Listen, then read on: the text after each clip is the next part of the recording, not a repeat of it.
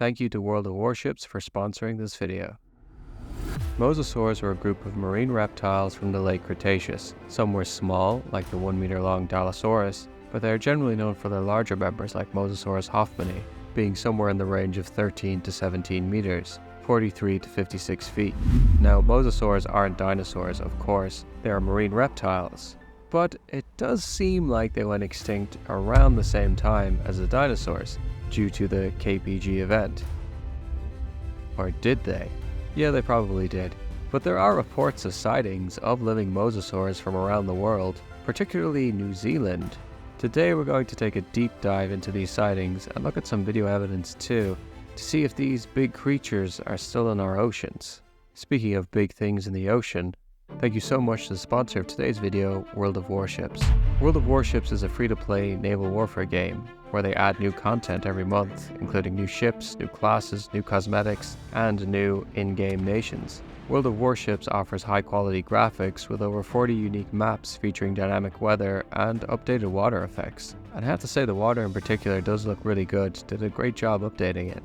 And all of this creates an immersive naval experience, where players can choose from various ship classes, including battleships, destroyers, cruisers, submarines, and even massive aircraft carriers, where you can launch and control the planes. They have 600 ships across 10 different nations.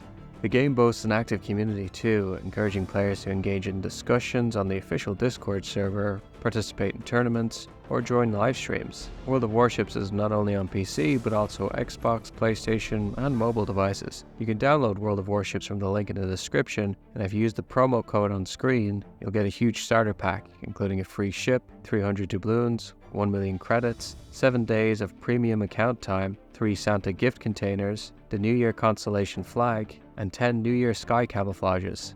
Click the link below to play World of Warships today. Before we go any further, I just want to get one thing out of the way. The word mosasaur versus mosasaurus. Sometimes these words are used interchangeably, but they aren't really the same thing. Mosasaur is a more general term used to describe any member of the extinct group, encompassing a variety of these marine reptiles from the late Cretaceous, while Mosasaurus refers specifically to a genus within that group, and that genus has multiple species. If that's confusing, don't worry, it's not vital for this video to understand, but I thought I'd put it out there. The sightings don't usually say a specific species or a specific genus, so I'm just going to use the term mosasaur. Anyway, one of the earliest recorded sightings comes from August 1889, from a Mr. Alexander Lindsay Kerr, who was the chief officer of the Union Steam Shipping Company on the ship the Rotomahana. And Mr. Kerr was shocked when one day he saw a giant conger eel. Wait, that's not a mosasaur. Right, but this conger eel had 2 fins, each 10 feet long, and later when he saw illustrations of eels in books, he said the creature he saw had more of a crocodilian head. The creature itself rose almost 30 feet or 9 meters out of the water. The sighting apparently took place off the east coast of northern New Zealand between Gisborne and Napier. Or did it? Always important to double check these things. The story is often on a variety of cryptid sites and forums, but sometimes it's difficult to get the original source. Often I see the ship being listed as the Rotomahana instead of Rotomahana, but I think that's either a typo or an alternate spelling, as I can't find a record for the Rotomahana, but can for Rotomahana. And sometimes sources come up with Rotomahana in the title, but in the text it is spelt Rotomahana. The National Library of New Zealand is a great source for finding old documents and newspapers. I also think Rotomahana is correct because it is the name of a lake in New Zealand that I've seen sometimes spelt with an M. Anyway, the Rotomahana was certainly a real ship, considered the first ocean-going ship built of mild steel, and it had the nickname Greyhound of the Pacific. It was also in operation at the time of the sighting, as was in use from 1879 to 1925. And Alexander? Indeed, there are records of him serving on the ship. It even seems he eventually became captain. It seems that the original source of this sighting comes from Bernard Heuvelmans in The Wake of Sea-Serpents from 1968. If you have any interest in cryptozoology, I probably don't need to tell you who Bernard Heuvelmans is, but if you don't know, he, along with Ivan T. Sanderson, are often considered the fathers of cryptozoology. In fact, Heuvelmans apparently attributed the coinage of the term to Sanderson. Of course, the idea of searching for hidden animals can be traced further back in history, but Heuvelmans and Sanderson definitely shone a spotlight on the field. In the wake of Sea-Serpents investigates over 500 accounts of sea monsters over multiple centuries, an impressive volume. Some have issues with some of his conclusions, but let's try and get off this tangent and look at the account of this giant flipper crocodile eel that may have been a mosasaur, or at least proposed as one.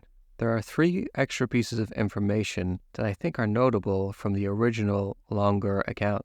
The first, well, I'm lumping 2 together, but the time of day and the distance from the subject to the observer. The sighting took place around 6:30 in the morning, in quote, broad daylight, and the sun was shining clearly. And in terms of distance, the creature was not more than 100 yards away. 2, size. So about 30 feet of the creature was rising out of the water. How much was in the water? Again from the account. As to its length, I could give no opinion, but as the creature rose some 30 feet out of the water, I should imagine there were still 2/3 of it in the water, but that is only my supposition. So Mr. Kerr is cautious about the estimation, but his supposition would put it around 90 feet, or 27.4 meters. He puts the creature's girth at around 10 to 12 feet, about 3.6 meters. But probably the most important part, number 3, Kerr wasn't the only one who saw the animal. Peter Nelson, the quartermaster, also said he saw the creature. His account is similar to Kerr's. He saw the animal at 6:30 in the morning. It was bright and clear, though Nelson mentions rough seas. The size and fins and the description of it looking like a giant eel all seem to match up. Nelson, however, saw it multiple times, first from a mile away and finally from 100 yards away. It also moved in an odd way. To quote the text, "It did not go forward like a fish jumping, but seemed to draw itself back under the water as if it contracted itself. It came up and went down again in the same way about 4 times. He also said it definitely wasn't a whale, as he saw them often and he probably wouldn't have taken any notice if it was. Heuvelmans thought the creature could perhaps fall into the sea serpent category of either a long neck or super eel, though in more modern cryptozoology it is thought to be what is called a marine saurian, possibly a mosasaur.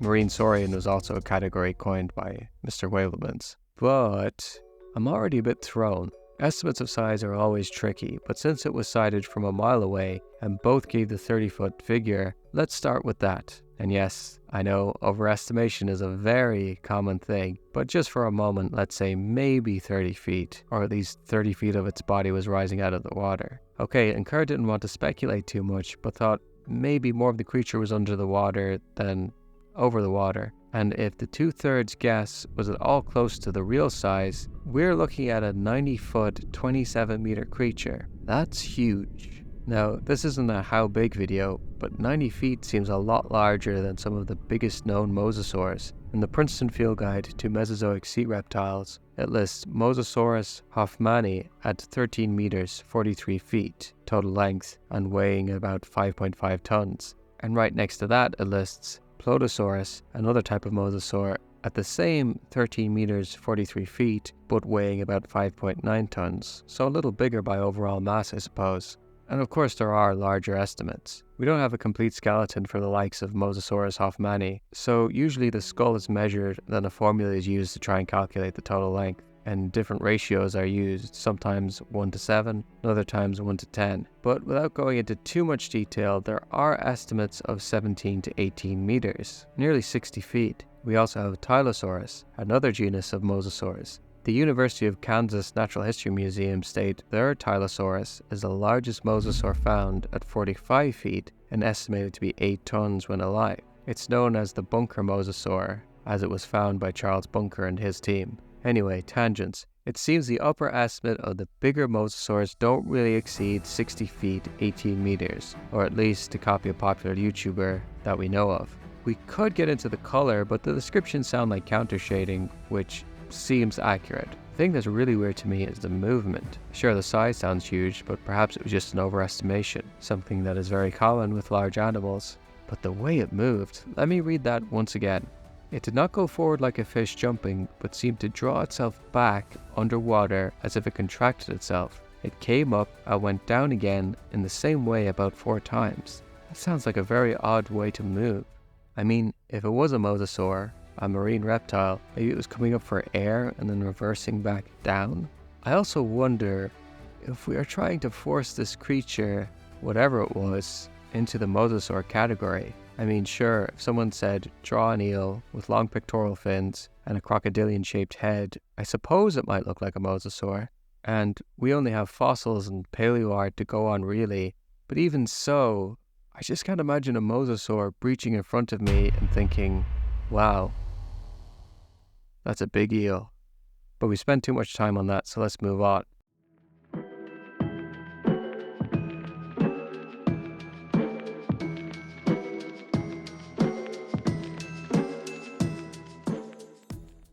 There are a few different blog posts and websites that list some encounters, and they all seem to have the same information, written the exact same way. However, it seems all this info originally came from a post from Richard Freeman about mystery animals in New Zealand in May of 2009. The others seem almost a copy and paste. Now, it's an internet archive from almost 15 years ago, so I don't know if Mr. Freeman puts much stock in this still, or even if he did at the time. Maybe he was just gathering whatever he heard so it existed on a list somewhere. By the way, Mr. Freeman has written some great books. You should definitely check out his work. Anyway, in his post he mentions a creature called a taniwha. According to Terra, the Encyclopedia of New Zealand, taniwha are supernatural creatures in Maori tradition, similar to serpents and dragons in other cultures. They were said to hide in the ocean, rivers, lakes, or caves, and they were like giant lizards, sometimes with wings. Others were reptile-like sea creatures, or they took the shape of sharks or whales, or even logs of wood in the river. Some could change their shape. And I suppose the theory is the folklore was based on real-life creatures, like living mosasaurs? So remember the term taniwha. So anyway, then there's a list of sightings of these creatures. The list mentions the Kerr sighting, and then another in 1926 when a man named Theo Hazelwood had a sighting while he was on a fishing boat by the entrance in Wellington Harbour. The description of the animal was a thin, long neck drifting on the water surface, topped with a small head and a mouthful of vicious fangs. Not too much to go on, and to be honest, the long neck and small head makes me think more of a plesiosaur than a mosasaur. Speaking of plesiosaurs around New Zealand, I suppose I should mention the infamous photo taken from the Japanese fishing trawler, the Tsuyu-Maru, of a creature that some thought was a plesiosaur. Well, it was a decomposing basking shark. Samples were taken, went under amino acid analysis, and were proven to be a basking shark. Let's ignore fake plesiosaurs and get back to mosasaurs. Our next sighting also happened in the 70s, and also came from a Japanese ship, the Kompira Maru.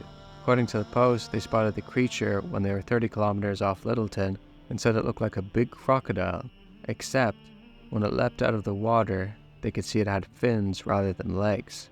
Now that's one account.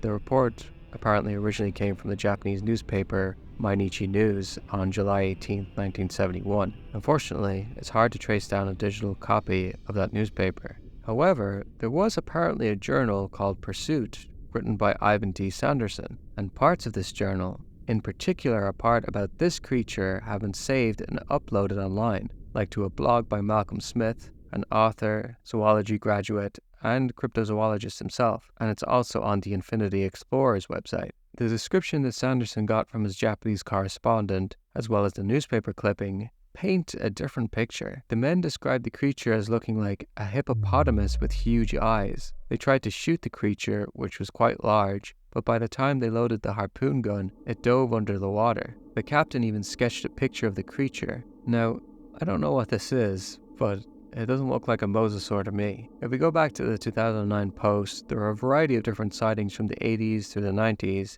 and early 2000s. I'd rather not just regurgitate his work. There is a saved version on the Wayback Machine linked below. The accounts are generally brief and usually describe a creature that looks like a lizard or crocodile, with sizes ranging from 5 to 9 meters, so 16.4 to 29.5 feet. It's hard to find alternate sources for these sightings, but to be fair, some of them were anonymous sightings, so there are a couple of cases from the late 2000s that I do want to talk about though, because they are spread around a lot, but some details are a bit strange. There was one story from 2006 from a man named Ivan Levy, who was attacked by a pair of marine reptiles that slammed into his boat over and over while Ivan was in it. The creatures were roughly estimated to be about 6 meters long, so almost 20 feet, when they attacked for an hour. So his boat was damaged, and apparently the story goes he was accused of wrecking his own boat for insurance money, but the boat wasn't actually insured. The quote to end his story is that all he got out of it were a few local headlines. But this Ivan Levy fellow is hard to find.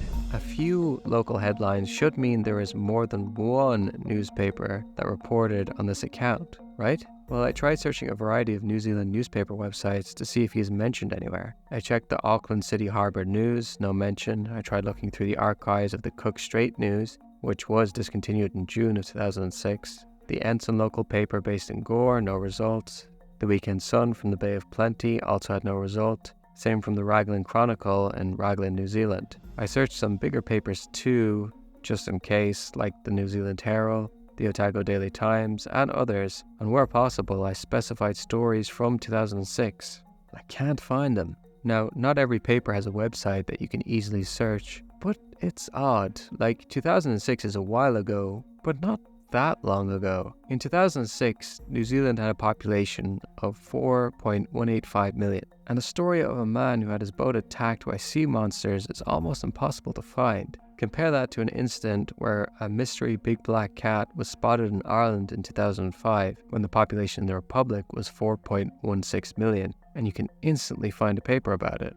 Kept searching for Ivan Levy online until a search yielded a Reddit post on r/Cryptozoology, a post by Crofter number 2, titled 21st Century Sea-Serpents. Within the post was a list of sightings, with the sighting 2006 New Zealand Ivan Levy with a line through it and the word hoax. So I asked them, how did they know it was a hoax? Now, this was on a post that is 3 years old, and I asked it at like 4 in the morning, but 10 minutes later they replied with something very interesting. I'm going to read what they said. Around 1919, a journalist named Ivan Levy claimed he was attacked by a moa. His story was so popular in the news, but not taken seriously. This was on North Island, but most moa sightings are South Island, that people started telling stories about Levy being attacked by other monsters. And the link Crofter number 2 posted was from the National Library of New Zealand with an old paper showing cartoons of Mr. Levy being attacked by a giant moa, the Kias in South Island, and the word is kind of hard to make out, but Taniwas in the Hot Lake District. So I don't know if we could call this a smoking gun, but it's certainly a steaming knife. Crofter number 2 put it best when they said, the idea that another New Zealander named Ivan Levy would be attacked by a real monster, the same kind of monster as well, almost 100 years later is just too much to accept. Of course, you're free to disagree. It does seem like this modern Ivan Levy is a bit of a ghost, but let's move on. Let me introduce you to the New Zealand paleontologist Alan Marks, a man who put forward the theory that a small population of Cretaceous mosasaurs still exist in the depths of the Pacific Ocean and sometimes venture into the Atlantic and Indian Ocean. Now, a paleontologist theorizing mosasaurs could still be around adds a lot of legitimacy to the idea. I'm not showing you a picture of Mr. Marks because I can't find one, or any record of him at all, not on any lists of New Zealand paleontologists, or on any articles about mosasaur fossils from New Zealand, or mentioned in any paleontology circle. Apparently there are 8 universities in New Zealand that offer paleontology courses, and I checked all these universities for any mention of an Alan Marks. A couple of Alan Marks, but not paleontologists, and there were a lot of reference to a Sir Alan Mark, a botanist and environmentalist, but he had no connection to mosasaurs. There aren't that many people from New Zealand, and there are even fewer paleontologists, and you'd think one with a pretty unconventional theory would gain some attention. I also put this as a question on the Cryptozoology subreddit, and the common consensus was he never existed. Eyewitness accounts generally aren't accepted as great evidence, and that goes doubly so when even the eyewitness's existence is hard to prove. Let's move on to a different kind of evidence. Video evidence. There is a video floating around of a mosasaur swimming past an underwater camera. It looks a lot like the Jurassic World mosasaur, because it is. The video was made for the Jurassic World Dominion website Dino Tracker as a marketing campaign. You can click on different parts of the globe and see different videos. Moving on.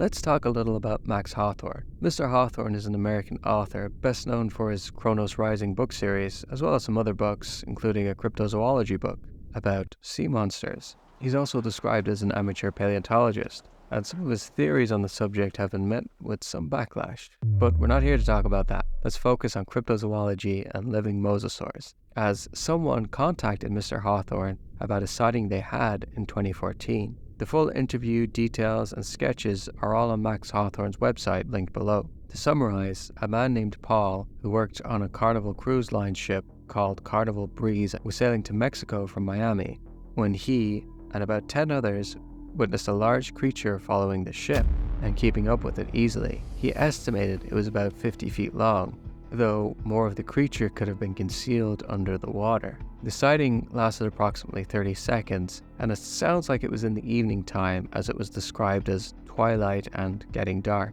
Paul and Max went back and forth with sketches and paleo art, trying to get a rough idea of what this thing looked like, and seemed to come to the conclusion that the creature resembled a kind of mosasaur. Now, my first thought was, with that many people watching, wouldn't someone have recorded or taken a picture of the creature? After all, 2014 is nearly 10 years ago, but smartphones were pretty popular back then, and popular phones like the Samsung Galaxy S4 and the iPhone 5 and 5S or whenever could record in 1080p. Well, according to Paul, he didn't think anybody had their phones on them to record because they're in the middle of the sea with no reception. I mean, I guess I could see that, but don't most people carry their phones around in their pockets most of the time anyway? I don't know. But actually, Paul did have his phone and took a few pictures, but unfortunately lost his phone soon afterwards. Now, the only creature that big I can think of for possible misidentification would be a whale, but Paul is pretty adamant it wasn't a whale, and Max apparently sent him multiple photos and drone footage of different whales, and Paul said it didn't look like any of them. So make of that what you will. Max Hawthorne also has a YouTube channel, and I'll link it below if you want to see more of his stuff. I haven't watched everything, but he seems to have a theory of a super predator that is a kind of huge marine reptile. In some of his videos he shows bite marks on whale sharks and orca, but nothing I've seen so far I'd consider definitive proof. He also did an interview with Ein Presswire where he speculated that the 3-meter or 9-foot shark that was eaten by something was actually eaten by a huge sea turtle. I remember people commenting a while ago that this was proof of a megalodon. As I said before, scientists now believe that the shark was eaten by another bigger shark. So the small shark and the big shark were both great whites, but the small one was about 9 feet long and the big one was about 16 feet long, which is big, but again, great whites can get much bigger than that. The scientists realized it was probably another big great white when they did a study and found bigger migrating great whites came into that area, and that the body temperature of these migrating great whites was the same as the data collected. They also estimate that a 16-foot long great white could easily pull off the same speed and trajectory captured on the tracking device. Anyway, where does that leave us? Let me just preface by saying that yes, I have considered the coelacanth, and I have considered whatever random percentage of the ocean is unexplored when I say I think it's unlikely mosasaurs are still in our oceans, especially these particularly large 30, 50, and 90 footers, and maybe even bigger. Yes, there are probably many species in the ocean we haven't discovered yet, but big predators like mosasaurs would probably have to eat a lot of food. Not only do they eat other marine reptiles, but also sharks, bony fish, cephalopods, turtles, and probably whatever they could. And no marine biologist that goes out and studies any of these animals has ever come back with a picture of a mosasaur. On the Smithsonian Ocean, it states that they likely ate in shallow habitat close to shore, and that they likely ate in slightly deeper waters but still not too far offshore. Prognathodon, the species found with other mosasaurs on its stomach, appears to have ranged from nearshore to offshore feeding areas, and they are reptiles, so they would have to surface for air. And not only that, in the Princeton Field Guide to Mesozoic Marine Reptiles, it states, tooth isotope analysis indicates that the marine reptile relations of snakes, the mosasaurs, frequently visited freshwaters for chemical regulation. If so, then at least some mosasaurs may have been prevented from dwelling in the deep open oceans. So all of that is to say they'd probably be coming close to shore fairly often, and that means closer to humans. And a lot of these arguments are sort of the same arguments that can be used against the living megalodon theory. Except, at least with Megalodon, it's closer to our timeline, 3.6 million years ago as opposed to 66 million years. The 10,000-year-old meg teeth are nonsense, and at least Megalodon wouldn't have to surface for air. I will be very happy if one day I'm on or by the ocean and get to see a living mosasaur, but I doubt that day will ever come.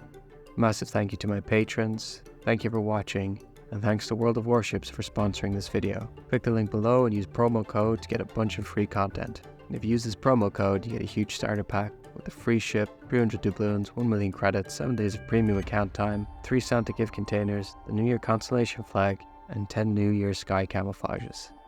Thank you to World of Warships for sponsoring the video.